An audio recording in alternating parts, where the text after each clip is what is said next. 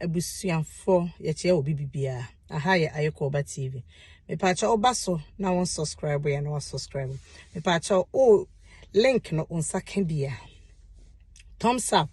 na won nice thumbs up me pa cha e like I no aboso ama me my video no edu akire ai abro no ma shop e okoforidu se bra na omoma obronya entade papa omude eniema aba me pa cha wo Dwabense wa market store number 5 me pacho ko bibibia wo pebia se eye wo ba from uti kosi unase akola ai ko na oma obi eye school bag lunch bag bowls water bottles edin wo de ofro ma omo number no ne da ase no omo be ma wo ne wo pebia especially brunya ban omo alata semna so blessing shower gel etufobo wholesale price ai ko no mama obinto o pese udidwa na wo hu edwa ko o pese udia ai we de aba ama obia me pa choko no mama obi neton ebu ono so eyefo na mfaso so ai ebusunya ene ye ba ya asam so ye beka ahoye a jealousy de eye nipa ahoye obi wo no ma ahoye ani bre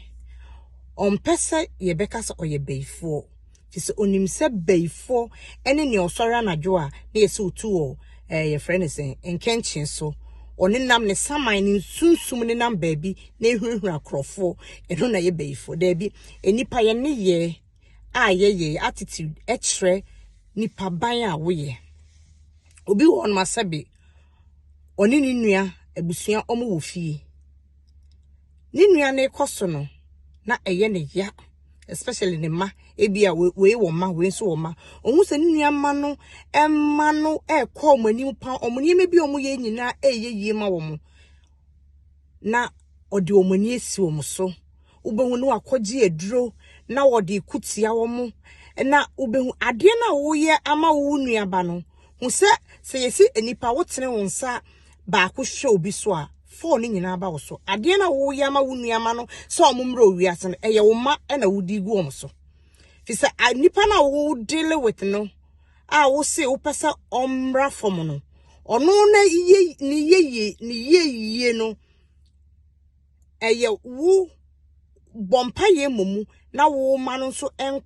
quarter said the omoa enso move forward no se bibi na afo se eye o nuama no betimi akira wo mana o from akwasi akuanka obey unuan otikrom onya bibi anye enka de ne ko baabi a we nkose wadwuma mu a enke beboa minia wo ye ne sa enhyira eba wo so no abusuafo so enye se wo bekọ baabi na wo ba ko deal with unua eba because okonanim eye adwuma na wo ya position na owo no hu se wo no ba no ontimi nye ebia obia ene ne obetimi aye wo wiase enti emma obi ye anya wo ya na mo bompa ye ma ne se ka ade a unua ba na ye na na wo ye no enka wo benya na ka se wo ba ene eye na munyina no na mode atu anamon abusua me ka akosi sen obi wo no ma onni wa adwumam ebia ni post e wo high osu die e wo form kaka on say e bia ne levels enso unua onipa na oni ne wadwuma obeye ne ho ya saa obu okrotimi kotu aduro sister bra no ode abegu ni table ase ne nipa na wu owu a ni position na owo no ye de bema wana qualify enti wunya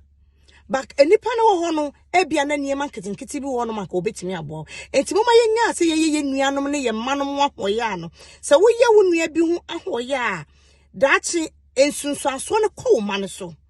uban sa obebi nso wo ho die na wa ye wo nua ebi kura na odedemu a na wawu wo nua enye yi o umma no enye yi da eye obre no me e na wo de agya wo nchirima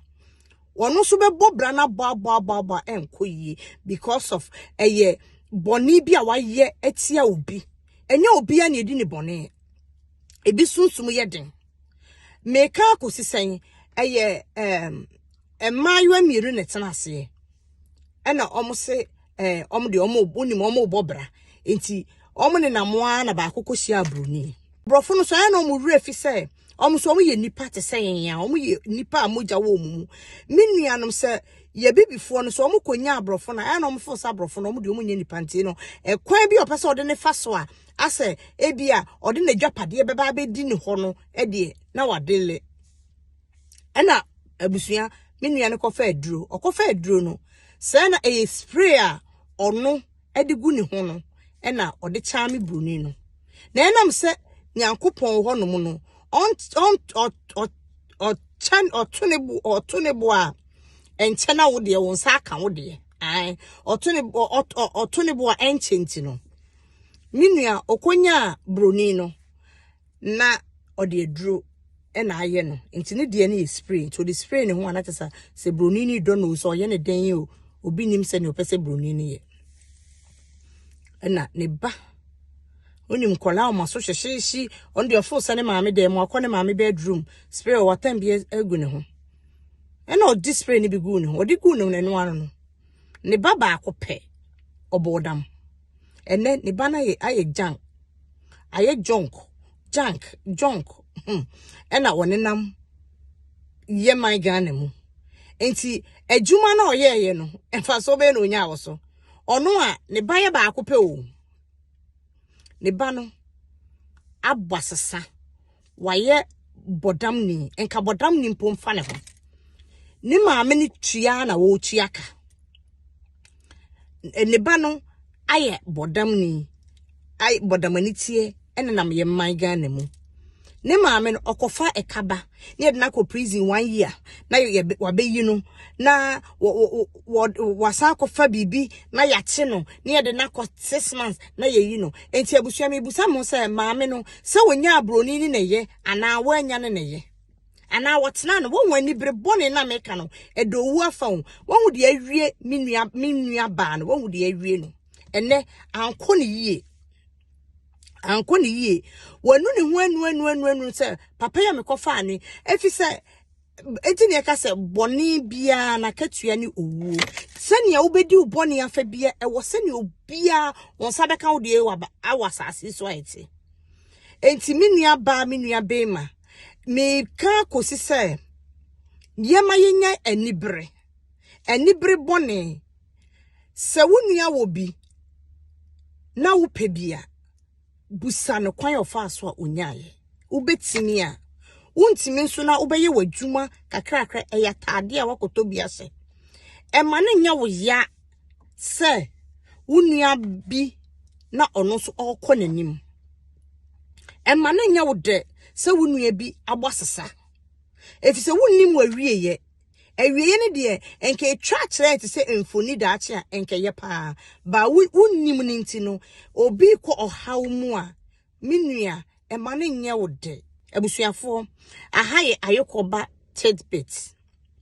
enkomoyi mepacho woso ma wonua na wono so enya ho nimde wohu just a spray no ama ne babodam na maame no so since then onya ahotoda efise ne ba no krema ne nya hoto ne ntoma nyina watwe aton nimsen ka ne ba no ebetimi aba back to normal there be ni nyina ye ni berebone ni nyina ye ni berebone o ade bechi na ne ba ne da lore kwan mu ade bechi se nipa wani guso na wo hwe wo ba na just bibikitwe bi won se wo de ye wunua wo de ye obiba ka obiba na opese wo de ye no enso enam se anibere bone nti de would kofa abeto ho se ohaw ne ohaw etime pa wo chew se wunua wo haw mu amesrew wobetimi bompa ye ma no wo kokoto dwani mu bompa ya wonso srempa ebo ne bi ma no na emane so enye wo de se owo haw mu na wunua da ene wo da medamase ayekoba mechi obi bia me pa chew mo subscribe na mo share na mo like mo maba